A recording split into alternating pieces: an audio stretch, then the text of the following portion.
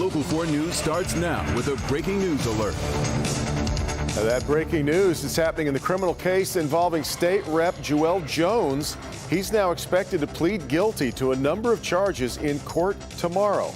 Off the top today at 5, we got word of that decision a short time ago. And Kimberly, you spoke with his attorney over this past hour. Byron Nolan, his attorney, just confirmed over the phone to me State Rep Joel Jones is planning to enter a plea deal with Livingston County prosecutors tomorrow morning. And this is the same plea previously offered to him back in November. Now, according to his attorney, Jones will plead guilty to resisting and obstructing police, possession of a weapon with a high blood alcohol content, and operating while intoxicated.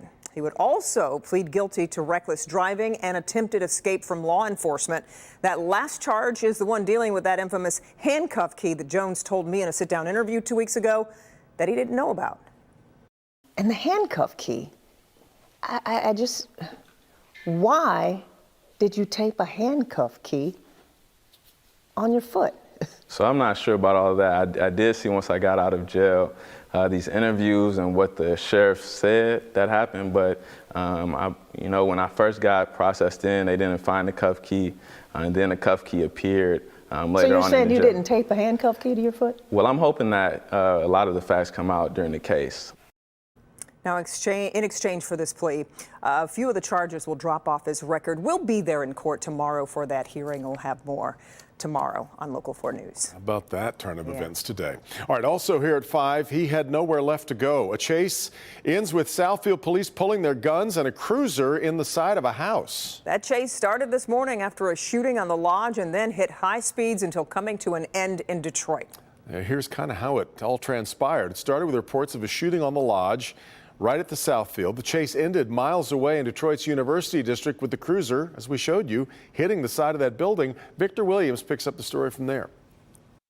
Very eventful afternoon right here at Santa Clara and Parkside. You can still see where that stop sign has been knocked over from where this crash has taken place. There's also smashed up bits of vehicles left here after a freeway shooting leads to a major chase. A shooting on the Lodge Freeway turns into a hot pursuit that came to a sudden stop Tuesday afternoon. But I've never seen anything like this. Never. After police chased the black Ford Focus across multiple cities, dozens of officers worked to take the shooting suspect down with the pit maneuver, leading to a crash at this home near the intersection. At first I thought they were just riding through the neighborhood. I didn't know anything had happened until I came out and I saw everybody on the corner. Both the Ford Focus and a Southfield police cruiser caused damage to the siding of the property. Thankfully, homeowner Eric Hyman wasn't there at the time. I was able to come home and just assess the damage and things like that. I feel very fortunate that I have insurance. And it was an unfortunate event from what I'm being told. I'm just glad that no one was hurt. The young man arrested has yet to be charged. Neighbors like Lily Williams are just stunned to be so close to a potentially dangerous situation. Somebody hit your house. It's disturbing. And we are told that tomorrow a press conference is supposed to be happening where we will learn more about this situation as well as get a list of charges. Victor Williams, Local 4. Okay, Victor. Detroit police are asking for your help in catching a homicide suspect after a brutal attack on 2 people. Investigators are sharing photos of a man identified as Antoine Jamal Powers McLean. They say he met up with a man and woman in the 9100 block of Stout on the city's west side. At one point, he invited them to his basement where he attacked both with a rifle. A man in his 50s died during the attack and was found chained to a dog cage. The woman was later able to escape and got help. The police chief just said the suspect is armed and dangerous, so if you see him, call Detroit police immediately or Crime Stoppers. That number is 1-800-SPEAK-UP, and tipsters will remain anonymous. A local police department needs you to stop what you're doing and help them catch a hit-and-run driver. It was a week ago today. A woman was hit head-on at Dix Toledo at Blanche Street in Melvindale. Defender Sean Lay is there live with the video police are hoping you'll see. Absolutely, Devin. Here's the deal. This woman was hit right here. It's such a jarring head-on accident, a crash here, that police tell me that there's no way that the driver wouldn't know that he hit a person. They're hoping this video you're about to see, even though it's dark and a little bit grainy, they hope someone sees it who knows something about the hit-and-run driver. The local four defenders with this security camera video taken the night of February 8th. The video is dark. It's hard to make out what's happening in the video, but police in Melvindale want you to look at it, and they need your help.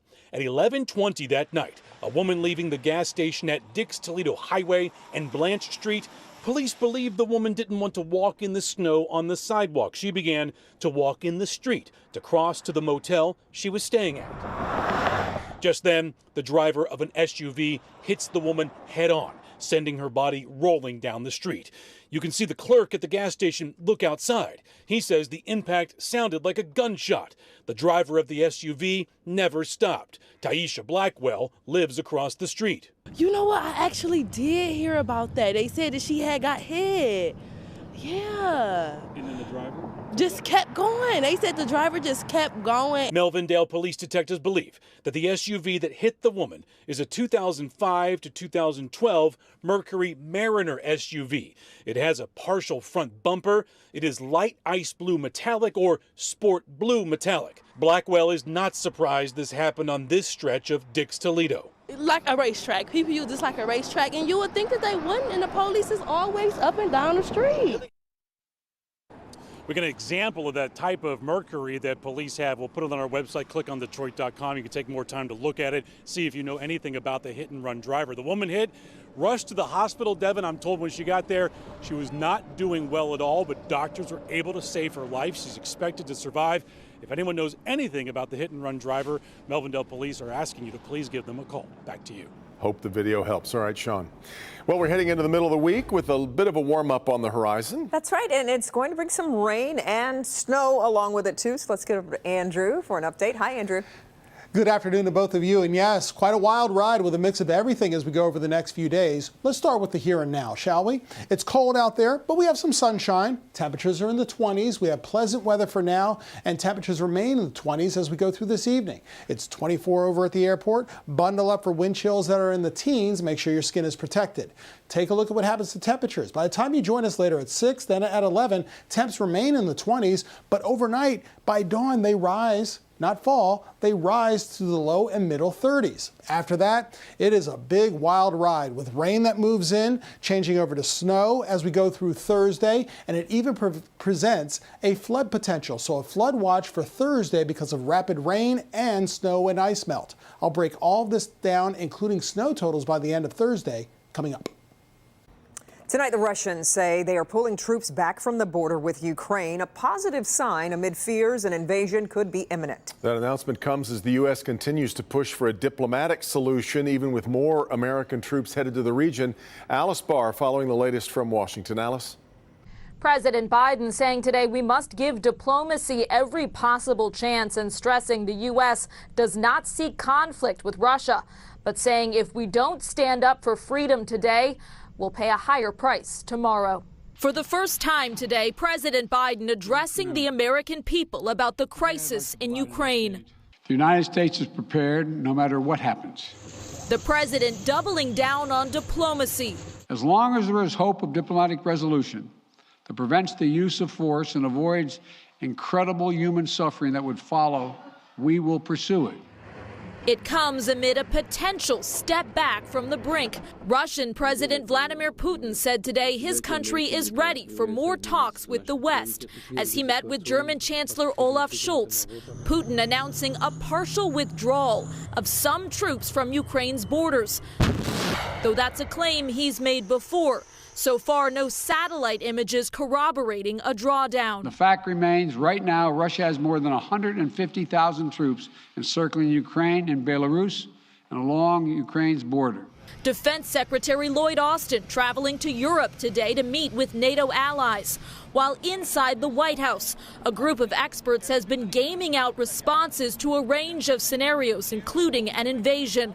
On Capitol Hill, lawmakers still hammering out how to hit the Russian economy if it invades. We are very committed to very heavy sanctions against Russia if they continue their aggression. President Biden warning massive sanctions against Russia could affect the U.S. economy, too. We're prepared to deploy all the tools and authority at our disposal to provide relief at the gas pump. Cautious optimism for a peaceful solution, but a clear determination to be ready for whatever comes next.